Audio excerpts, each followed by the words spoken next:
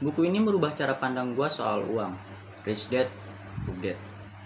Dan gue akan bahas buku ini dari perspektif gue.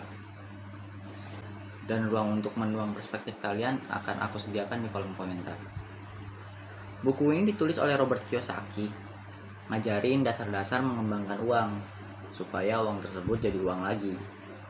Serta kalau kalian teliti untuk baca buku ini tuh ngajarin kalian untuk ngasah intuisi kalian supaya lebih tajam lagi soal gimana caranya uang kalian jadi uang yang bekerja untuk kalian, bukan cuma sekedar uang yang mengalir keluar aja. Dan nanti akan ada 3 highlight point dari buku ini yang bakalan gue sampein dan sharing sama kalian semua.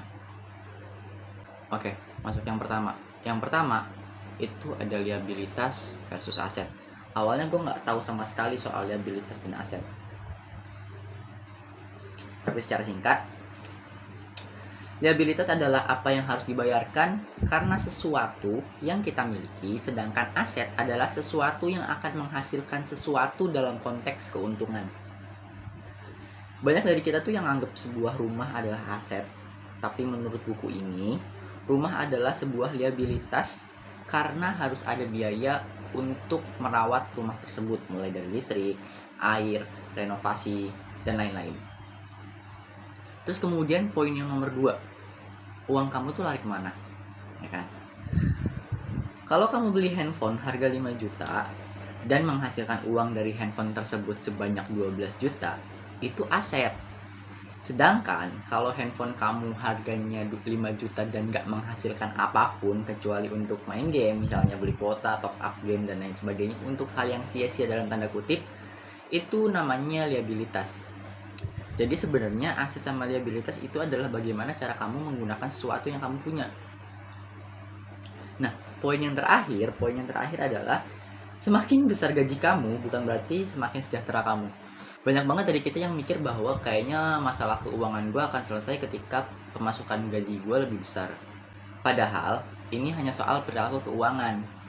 Misalnya, kamu punya gaji 5 juta, cicilan kamu 2 juta, hidup kamu 2 juta, tabungan kamu 500 juta, dan tabungan dana darurat kamu 500 juta.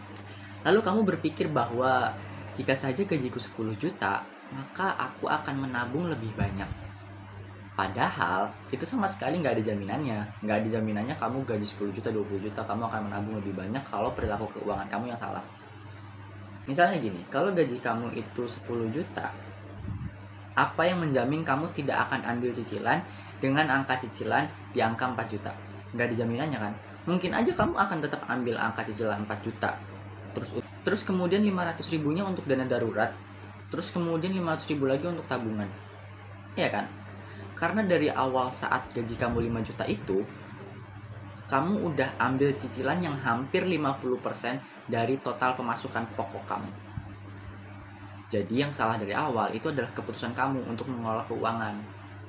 Dan itu adalah pengelolaan keuangan yang salah dan gak aman, ya kan? Terus kemudian, Rich Dad Poor Dad ngajarin gua alurnya uang. Lebih lengkapnya, cara kerja uang untuk berkembang dengan plot yang sederhana.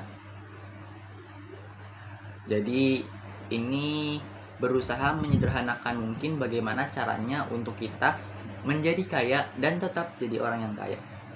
Tapi penjelasannya sesederhana mungkin. Ratingnya kalau dari gue 8 dari 10. Karena yang gue baca itu buku versi bahasa Indonesia.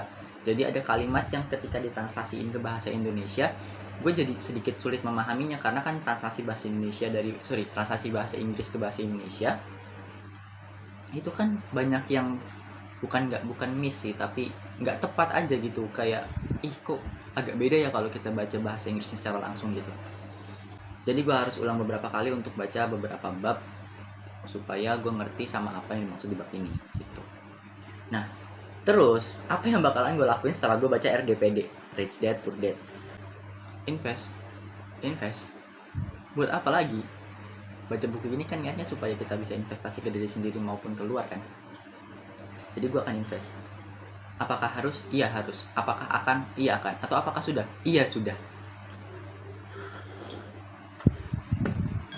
Dan terus berjalan.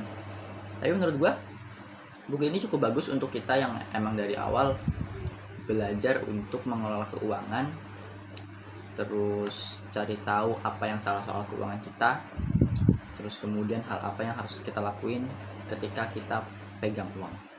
Buku ini recommended banget.